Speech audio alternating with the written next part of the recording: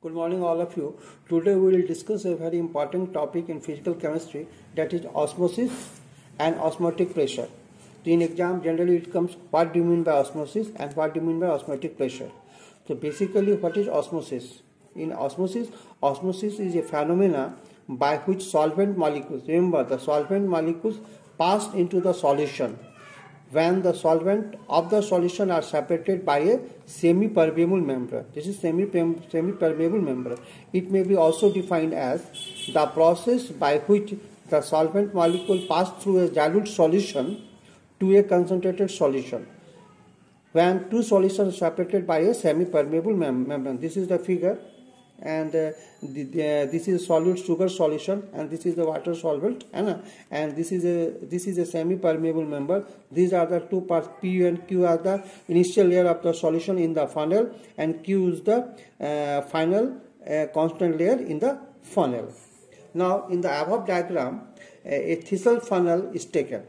As the mouth of the funnel, a semi-permeable membrane of cupric ferrocyanide, that is Cu2 FeCN6 is fitted.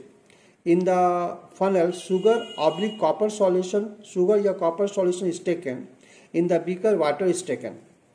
Now the inverted funnel is placed into water.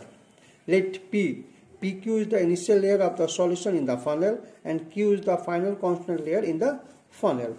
It is seen that the level P gradually goes up and finally constant at Q.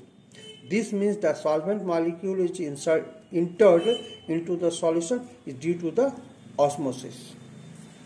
Pressure. Now we will discuss an important topic, that is osmotic pressure. What do you mean osmotic pressure? Osmotic pressure. The osmotic pressure is the amount of external pressure which must be applied in the atmosphere in order to stop osmosis when it has already taken place. For example, in the above diagram, the amount of external pressure which must be applied on the solution so that the level of the solution comes back to the original position, P, is the osmotic pressure of the given solvent at a given temperature. What are the different laws of osmotic pressure? Number one is Boyce-Van 't Hoff's law. At constant temperature, the osmotic pressure of the dilute solution is inversely proportional to the volume of the solution. Let pi is equal to osmotic pressure of the solution, V is equal to volume of solution in liter, then pi is proportional to 1 by V when T is constant. This is called Boyce-Van 't Hoff's law. Now second is the Charles-Van 't Hoff's law. At constant volume, the osmotic pressure of the dilute solution is directly proportional to the absolute temperature, that is pi is proportional to T when V is constant. Now third is the simultaneous effect of concentration and temperature on osmotic pressure. As it is shown above, osmotic pressure of a dilute solution is inversely proportional to the volume containing 1 mole of the solution and is directly proportional to the absolute temperature. Thus combining the two laws, that is pi is proportional to T by V, both temperature and volume are constant, that is law of variation, then pi is equal to K into T upon V. Pi V is equal to K into T. For 1 mole of solute, K is equal to R. Therefore, pi V is equal to RT. This is known as ideal gas equation.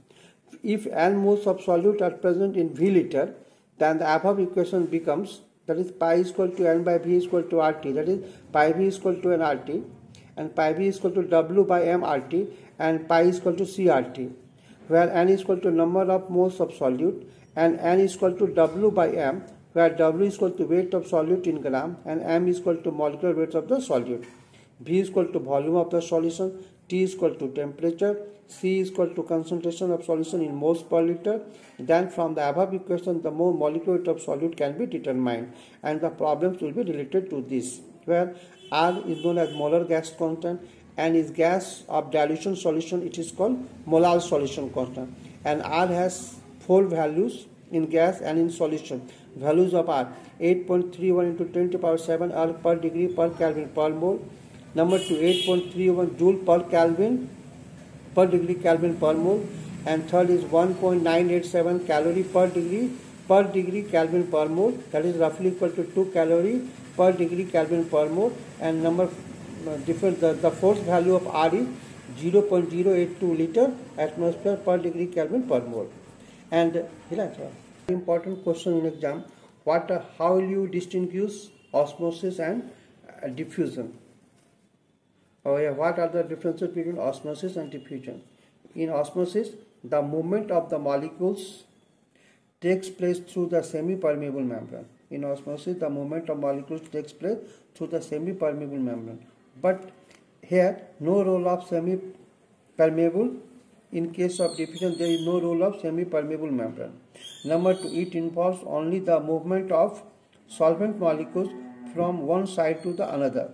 In diffusion, it involves passage of solvent as well as solute molecules from one region to another.